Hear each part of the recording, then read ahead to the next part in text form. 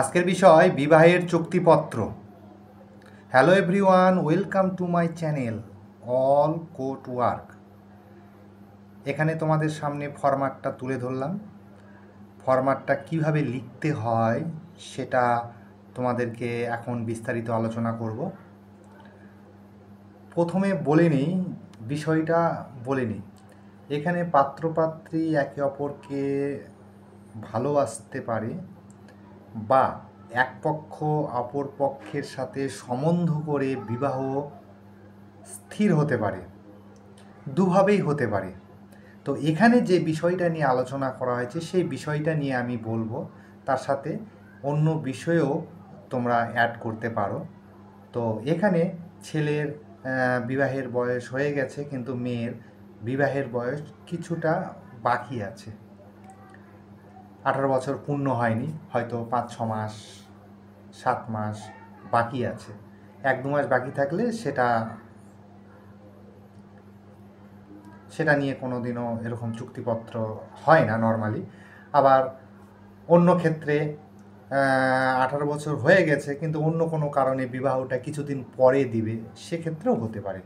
তো মূল বক্তব্যে আসা যাক। তো প্রথম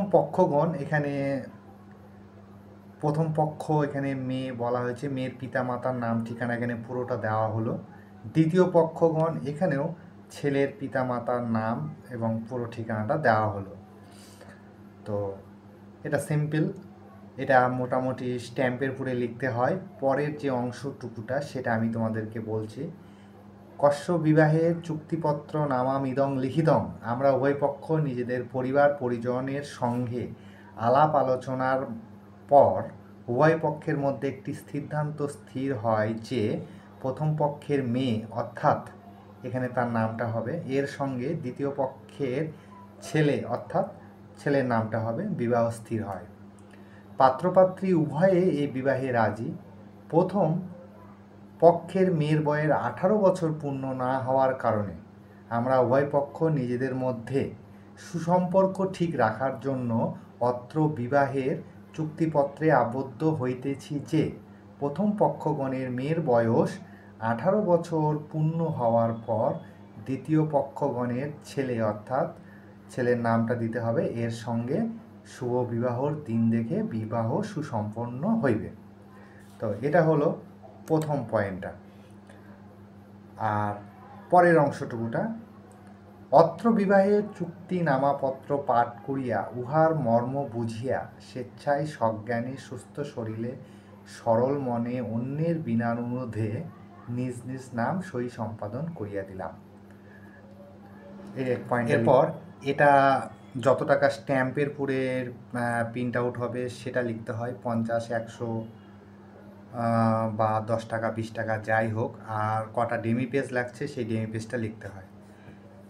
তারপর প্রথম পক্ষগণের স্বাক্ষর দিতে হবে এবং দ্বিতীয় পক্ষগণের স্বাক্ষর দিতে হবে। আর কিছু সাক্ষীজন, দুই পক্ষেরই কিছু সাক্ষীজন সই করতে হয়। করার পরে এটা স্ট্যাম্পে প্রিন্ট আউট করে নিয়ে কোর্ট উকিলকে দিয়ে আইডেন্টিফাই করে নিয়ে কোর্ট থেকে নোটারি করে নিতে হয়। এইভাবে সিম্পল প্রসেসে এই বিবাহের চুক্তিপত্র নামাটি করে।